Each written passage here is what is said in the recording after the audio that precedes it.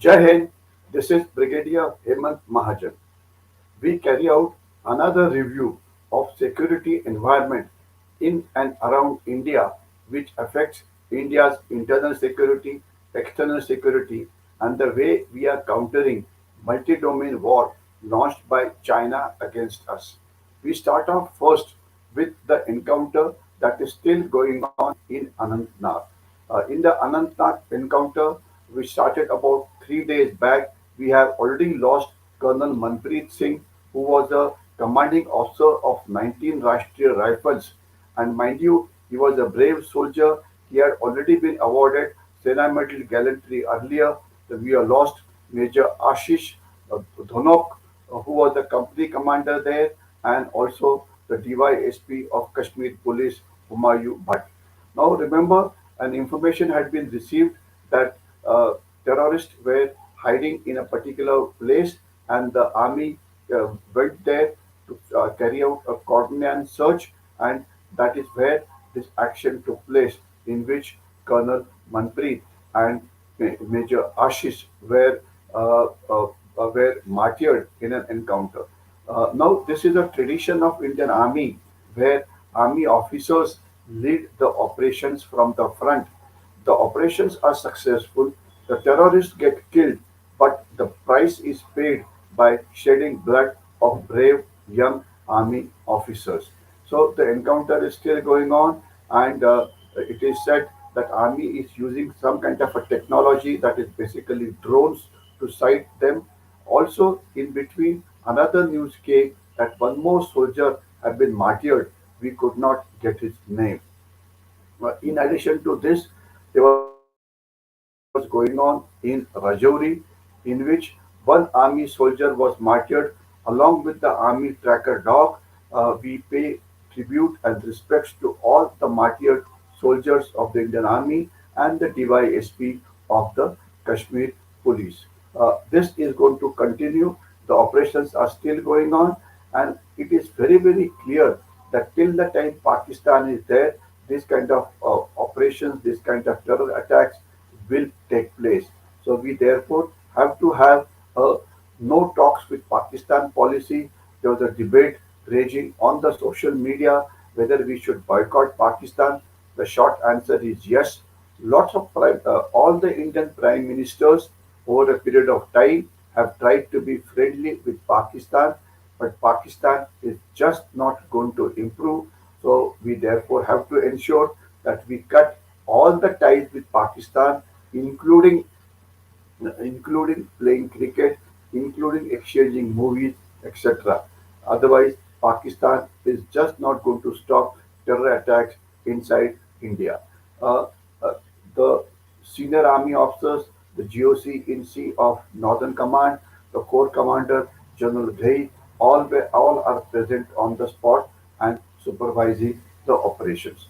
Now, there is another news that the gate between Afghanistan and Pakistan, which is from where trade between the two countries is carried out, is closed now, and therefore it is creating lots of problems for the civilians on the either side of the Durand line. It is said after Taliban takeover, nearly 6 lakhs Afghans have come as refugees inside Pakistan.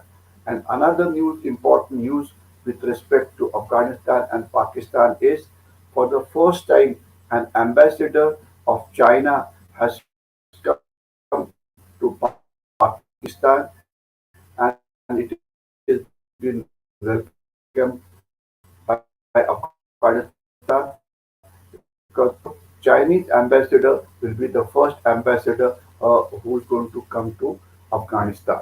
Now, next issue pertains to the India's external security. There are 90 key border projects worth rupees 3,000 crores, which are presently going on at different places, and it will this includes tunnels, this includes this includes airfields, this includes helipads, roads and bridges. This will ensure that the whole activity of moving troops in the forward areas gets improved. Okay. Next issue pertains to Manipur, and Manipur is concerned, as far as Manipur is concerned, lot of dormant groups which were active carrying out insurgency in Manipur have now started becoming active and adding to the violence in Manipur. Now, as far as national security is concerned, the defense minister of the country has made a the defense minister of the country has made a statement that all the political parties, when it comes to national security, they come together, which is a good thing. India must unite as far as the national security is concerned. As far as Ladakh is concerned, the Ladakh Lieutenant Governor has said that not even an inch of the Indian land has been occupied by China. Union Minister Meenakshi Lekhi has laid a keel for Navy's ship, which is going to show India's intangible cultural heritage. The ship plans to carry out a unique voyage along the traditional trade routes using ancient navigation techniques once the ship building is completed. Indian Air Force has taken part in an exercise in which MiG-29 and Rafale fighters were utilized along with the Egyptian Air Force, and in which air-to-air refueling was also used. The Chief of Defence Staff, General Anil Chauhan, has said that Atmanirbhar Bharat is a very ongoing project, and it is going to ensure that our Atmanirbharta will increase to about 65 to 70%. Remember, before this, it was less than 30%. So we have achieved a lot as far as Atmanirbharta in defense manufacturing is concerned, but we still have a lot of way to go ahead. We have to ensure that all our arms and ammunition are only made in India. Okay. The next issue is India has speeded up the work of a gas turbine production because that is it's a joint project between the Bharat Heavy Electrical Limited and Bharat Forge, and this once it is completed, it will meet Indian Navy's needs. India has also got India has also got a delivery of a first C-295 transport plane, which is very capable, and it is capable of carrying about 70 to 80 tons of arms, ammunition, and the soldiers. This is a very good news. We are this aircraft has been is being manufactured in Spain, 16 of them, and remainder 40 will be produced as a joint venture between Tata and the Airbus in India. Now, as far as Aeroflex is concerned, it is going to enter India's aerospace sector. So it is in talk with India's Space Research Organization and the Hindustan Aeronautics Limited. Now let's turn on to countering China's multi-domain war. The Chinese media was very unhappy as far as the G20 meeting is concerned. So was the Pakistani media. Pakistani media was complaining that the whole world is giving a lot of importance to India, and as far as Pakistan is concerned, it has just become a mere spectator. And despite having very poor human rights record, even the Muslim countries like Saudi Arabia, UAE, etc., are carrying out trade relations with India, and Pakistan has become only a spectator. As far as India's India, Middle East, Europe Economic Corridor is concerned, which is also called as IMEC. It is going to be a joint project between the United States of America, the UAE, the Saudi Arabia, France, Germany, Italy, and the European Union. A joint MOU has been signed. When this corridor is established, which will take few years to establish, it will reduce the traveling time between India and Europe from present 21 days to just barely 14 or 15 days, which will ensure that lot of saving will take place. Now, IMEC or India Middle East European Corridor is basically a counter to China's Belt and Road Initiative, which President Xi Jinping had launched with great fanfare about one decade back, but the BRI of China has proved to be a complete failure. All the countries of Southeast Asia, Central Asia, Gulf, and Europe, which had become a part of the BRI, have now are now become economic slaves of China. Okay, but China is obviously not exactly happy with what is happening. The Prime Minister of our country, Prime Minister Narendra Modi, has said that India must get a permanent membership of the United Nations Security Council, and it is the USA President who is also likely to help India in this particular aspect. Now, G20 countries have also talked about free Indo-Pacific. Then there was a meeting between Prime Minister Narendra Modi and Macron. They're going to be a very big defense industrial roadmap between India and France, and so therefore many such issues have been discussed in the G20 summit, which was highly successful. Now let's talk about some other issues in which various other countries are countering China.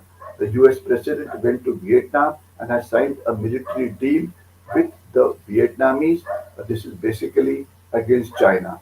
Taiwan has been saying that China has been blustering air power along the coastline. The Australians and Indonesians have deployed battle tanks along with the United States to work out as to how they will fight should China create a problem in Southeast Asia. Japan has elevated its relationship with Taiwan to a very high level, which has angered China.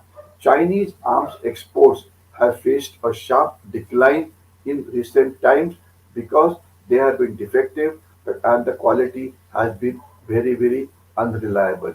As far as Xi Jinping is concerned, he talks about uh, importance of ideology, importance of Chinese Communist Party over economic slowdown. China is facing an economic slowdown, but Xi Jinping is not ready to talk about it, and he says we should focus more on Chinese Communist Party, the discipline of Chinese Communist Party, and so on and so forth. Obviously, it's a wrong prescription. Now, last point, we will talk about the Ukraine war, which is going on for a long time. Now, Russia is turned to North Korea to get arms and ammunition from them because Russia is extremely short as far as ammunition is concerned, and it feels that North Korea can help it. But remember, the North Korean weapons are old, so are the ammunition, so it's not going to help too much, but definitely in the short term, it will help Russia to conduct its war in Ukraine. Now, the war in Ukraine has also created a problem for Russia in a way that the Russians are just not willing to join the Ukraine war. There's already a demographic crisis. Military recruitment has fallen to all-time low. There's a wave of immigration that is taking place from Russia. There's a low birth rate which is there. Life expectancy has gone up. So therefore, the population is shrinking and the composition has changed. Young and educated men are leaving Russia and Ukrainian refugees. A large number of them, mostly elderly women and children, have arrived in Russia. So therefore, as far as Putin is concerned, there are very, very serious issues with regard to Russia's national security, but despite all this, it's still not willing to stop the Ukraine war. Ukraine also says that its offensive has not made the progress that it was expected to make. So therefore, Russia-Ukraine war is heading toward a draw, but it is proving destructive not only for Russia, not only for Ukraine, but also for Europe and for the whole world. I'll stop here. Thank you and Jai Hind.